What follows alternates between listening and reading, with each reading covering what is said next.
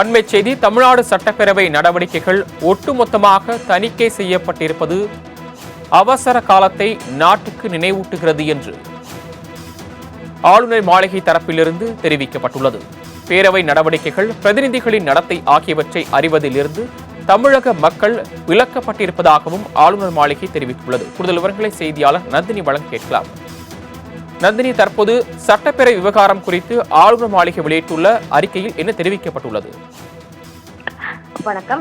சட்டப்பேரவையில் நடந்த நிகழ்வுகள் தொடர்பாக ஆளுநர் மாளிகை தரப்பில் தற்போது ஒரு விளக்கம் என்பது அளிக்கப்பட்டிருக்கிறது. இது தொடர்பாக தங்களுடைய எக்ஸ்தல பக்கத்தில் ஆளுநர் மாளிகையின் அதிகாரப்பூர்வ எக்ஸ்தல பக்கத்தில் விளக்கம் ஒன்று அளிக்கப்பட்டிருக்கிறது. அதை பொறுத்தவரையில் பார்த்தோம் என்றால், தமிழ்நாடு மாநில சட்டப்பேரவை நடவடிக்கைகள் ஒட்டுமொத்தமாக தணிக்கை செய்யப்பட்டிருப்பது அவசர காலத்தை நாட்டுக்கு நினைவூட்டுவதாக ஆளுநர் தரப்பில் தெரிவிக்கப்பட்டிருக்கிறது. மக்கள், குறிப்பாக தமிழ்நாட்டின் சகோதர சகோதரிகள் பேரவையின் உண்மையான நடவடிக்கைகள், அதில் உள்ள அவர்களின் பிரதிநிதிகளின் நடத்தை ஆகியவற்றை அறிவதில் இருந்து விலக்கப்பட்டதாகவும், அதற்கு பதிலாக மாநில அரசின் வெட்டப்பட்ட சாட்சிகள் மட்டுமே வழங்கப்பட்டிருப்பதாகவும் குறிப்பிடப்பட்டிருக்கிறது. மேலும் தேசிய கீதம் தொடர்பான அடிப்படை கடமையை புறக்கணித்ததன் மூலம் அரசியலமைப்பு அவமதிக்கப்பட்டது மட்டுமின்றி, அரசியலமைப்பு சட்டம் உறுதி செய்யப்பட்ட பத்திரிகை சுதந்திரத்தின் அடிப்படை உரிமையும் வெட்கக்கேடான முறையில் நசுக்கப்பட்டிருப்பதாகவும் ஆளுநர் மாளிகை தரப்பில் தெரிவிக்கப்பட்டிருக்கிறது. இது ஜனநாயகத்திற்கு நல்லதல்ல எனவும் ஆளுநர் மாளிகை தரப்பில் குறிப்பிடப்பட்டிருக்கிறது.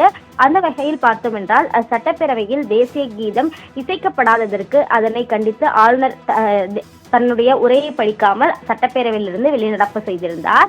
இது தொடர்பாக தற்போது ஆளுநர் மாளிகை தரப்பில் பல்வேறு விளக்கங்கள் அளிக்கப்பட்டு வருகிறது. அதன் ஒரு பகுதியாக பார்த்தோம் என்றால், அரசியலமைப்பு சட்டம் உறுதி செய்யப்பட்ட பத்திரிகை சுதந்திரத்தின் அடிப்படை உரிமை வெட்கக்கேடான முறையில் நசுக்கப்பட்டிருப்பதாக ஆளுநர் மாளிகை தரப்பில் கண்டனம் தெரிவிக்கப்பட்டிருப்பதோடு, இது ஜனநாயகத்திற்கு நல்லதல்ல எனவும் ஆளுநர் மாளிகையின் அதிகாரப்பூர்வ எக்ஸ்தல பக்கத்தில் பதிவொன்று வெளியிட்டுள்ளது குறிப்பிடத்தக்கது. ஆளுநர் மாளிகை வெளியிட்டுள்ள அறிக்கையில் இடம்பெற்றக்கூடிய விவரங்களை வழங்கியமைக்கு நன்றி நந்தினி.